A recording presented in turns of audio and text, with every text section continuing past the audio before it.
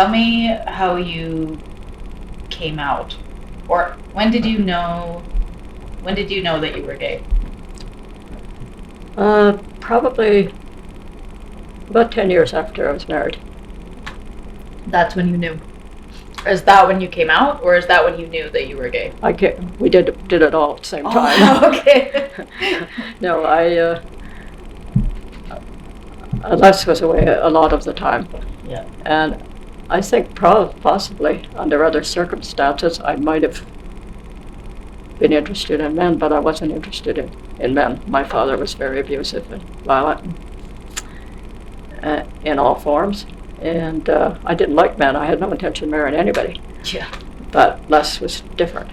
Yeah. And so anyway, we married, had the kids, and then he was away so much, and so I got involved with women's bowling league, and I met a woman there, and she was also married to a soldier, but she didn't have any children. So we spent a lot of time together, which eventually escalated into a relationship. And so I didn't say anything to my husband for about, I think it was almost 3 months. Mm-hmm. I didn't feel bad about being gay, but I did feel bad about lying. Right. And we'd go out, and I'd always gone out in the evening by myself to movies and things. This was, he'd say, well, you've been working all day, with the kids all day. Lots of times I'd just get in the car and drive up to Red Deer and have a piece of pie and come home. Up to Red Deer? Yeah. For Calgary? Yep. Well, I love to drive. I love to be alone. Didn't care about the pie that much, but it was an outing. Okay. So my outings in those days were basically going to the laundromat or hitting the road and so Betty and I were going out to movies and things. And so anyway, I told him after 3 months, I said, this is how it is. I'm involved with Betty. And so I told him, and he just said, well, you're a good mom, a good homemaker. That's what we need. And I said, I'm telling you this, but it's not that I think I'm a better mother than you are a father, or vice versa. I said, I have no intentions of you taking kids from me, and I have no intentions of giving them to you. So this is the dilemma. And he said, well, the kids come first. And so we, the kids always come first. The family comes first. Right. And we'll just adjust accordingly. So did your kids know that you guys were with other people, or? Well, I'm sure they knew that I was. Yeah. But, Betty often stayed at my place. The kids would give her a Mother's Day card and birthday cards and Christmas. She was, definitely part of our family. And she didn't live with me. She lived 3 blocks away. Right. But tell me about your neighbor. You told me when you came out to Les. Oh, yeah. Yes. There was a lady across the road. Tell me that story. Yeah. Well, we were living in the PMQs, permanent merit quarters, the housing for the military. And there was, a woman that lived across the street, a couple that lived across the street from us. She had 2 children, and then she had 2 boys. And then she had a 3rd baby. There was something wrong with him. I never knew what was wrong with him. He was taken away almost immediately to the Mitchner home up in Red Deer, Panoka area, for the mentally, physically handicapped. So I don't know how long he lived or what the situation was. He wasn't right. Yeah. And so that happened at first, and then later on she became involved with the girl that lived next door. And her husband found out about it, so he immediately had her taken. She was put in a mental hospital for, 6 weeks or so. No, it was like 3 months, where she had shock treatments and all sorts of things to get rid of the gay side. And so anyway, she did her time. She came out, kind of promised that she wouldn't go that astray again. And within a few months, of course, she had. And her husband found out about it, so he took the two boys to Quebec. Her parents lived on a farm in Quebec somewhere. And he took the boys there and left them. And she never saw them again.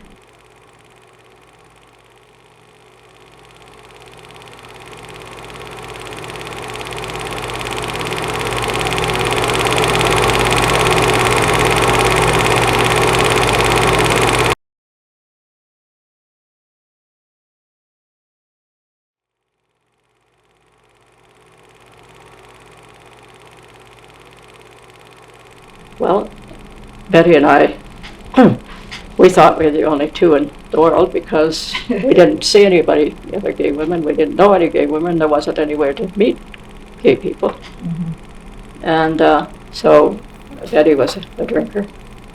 And her project for 1967, centennial year, was to have a drink in every bar in Calgary. Honorable. I was such an enabler. But anyway.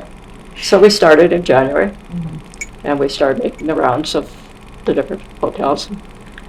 And they were quite different than they are now because they had these huge, big hotels with 400 or 500 people. But anyway, in the process of making our rounds, by September we had landed up in the Cecil Hotel. And again, we went into the women's section, and it was full of gay women. I thought, oh, Mecca, we have arrived. So we, needless to say, we didn't finish the rest of the bars. I don't think there are any left, actually, but yeah. So it became a de-watering hole. For about 3 months we went and nobody spoke to us.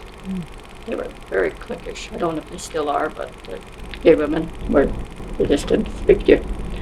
So, but we persevered. And eventually, we were leaving the bar one night, and Alta stuck out her foot and almost tripped over it, and said, "Where the hell do you think you're going?" Was she challenging you, or just? And so I puffed up to my whole 4'11" and looked straight up. Alta was probably at least 5'11", if not 6 feet. Yeah. She was standing, looking down at me. I said, "Who the hell wants to know?" Before I'd finished looking up. And anyway, just sit down. So we sat and talked with them, and then they told us about a gay club that was operational after the bars closed. Oh. So we went with them. It had nothing to do with Club Carousel. It was just a little hold down a back alley, an unmarked door. Sort of fell into if you knew people. Right. And so we went there, and of course we went there for several months, I guess. Okay, tell me about Club Carousel. We got the property, cleaned it up. It was filthy, absolutely filthy. We didn't even know there was tile on the floor. It was so dirty. And dim lights, of course. Yeah. So we cleaned it up, and with the money that we advanced memberships, and 4 people loaned us $100 each to pay for materials for decorating. So we just formed work parties with the guys, and some of the girls came, and we cleaned it up, decorated it, opened it in March. Yeah. And it was named Club Carousel because when Ken was getting the paint to decorate, there was a brand of paint called Carousel paint. Okay. So it became Club Carousel. All right. And it was decorated as a circus type of decor, stripe. I saw straight walls in my sleep, inch wide, half inch wide, 2 inch wide, red, orange, yellow, really bright colors. Right, like a circus tent. Yeah. Yeah. Okay. And so we opened up, and we called it Club Carousel, and it was the only place that was free for gay people at that particular time. Yeah. And the joy and the looks on their faces as they came in the door, escaping from the harsh realities of the homophobia, And at this time in my life, I lie awake at night often thinking about the guys coming down the stairs, giggling and laughing and just so happy to be themselves and not be afraid.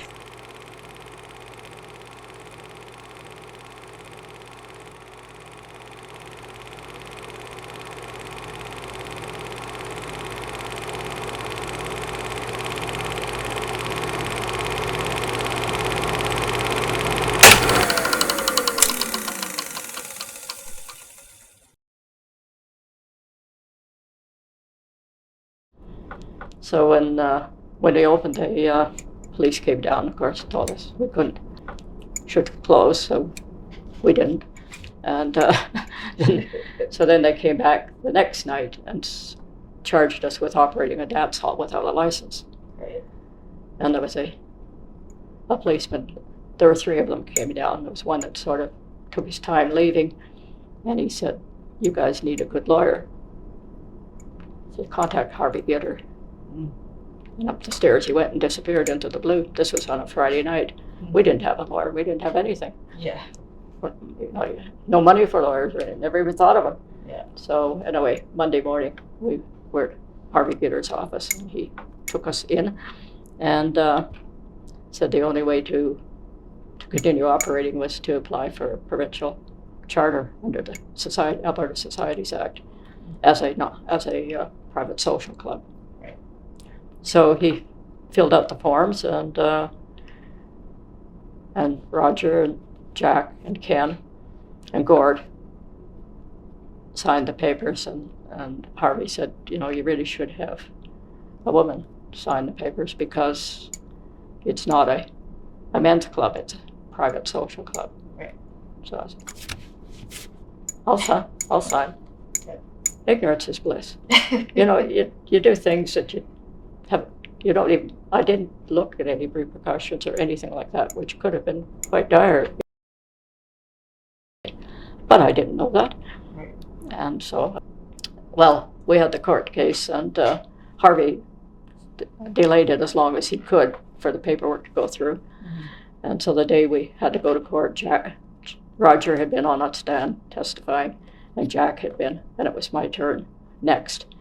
But when they were talking to Jack, the lawyer talking to Jack, he said, men were dancing with men and women with women, the policeman, questioning the policeman. And the judge says, well, what's that got to do with operating a dance hall? Right. So we knew we had a good judge. It was the right direction to go.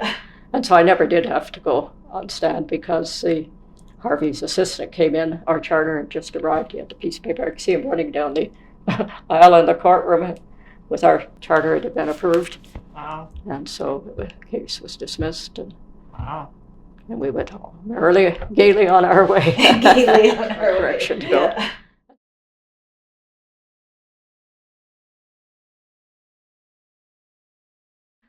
So did the ladies from the Cecil, did they come to Club Carousel? A lot of them did. Okay. Yeah, a lot of them. Did they came. Still kind of hang out at the Cecil as well? Until the bar closed. Oh, until the bar at the Cecil closed. Okay. We were basically an illegal after-hours drinking club. Oh. Until we got our charter. Right. But very few people ever. There were younger ones, the age limit was 21 for drinking. Okay. So 21 for everything. Yeah. At that time. Yeah. So they couldn't come into the club. Oh. But a lot of them were younger ones, like 18, 19, 20. They would come down before we opened. Oh. And before people came, because they needed a place to talk. Okay. And they'd come down and talk to Betty and I, because we were sort of mother figures, because we were both in our 30s. Right. So we were 10 to 15 years older than most of them. Mm-hmm. And Jack, of course, I don't know how old Jack was, but he wasn't as old as Betty and I, but he was mature. He's over 21. So they used to come down and have pop and tell us about their lives, their parents kicking them out and not getting an apartment, all the horrible horror stories. Because they were gay. Because they were gay. Yeah. And there was nowhere for them to go. Right. And so, but we'd hustle them out just before opening time. Say, out you go now. Right. And so, Yeah. but we did, because we weren't trained as counselors or anything. Right. But we were older, and it was a safe place for them to come.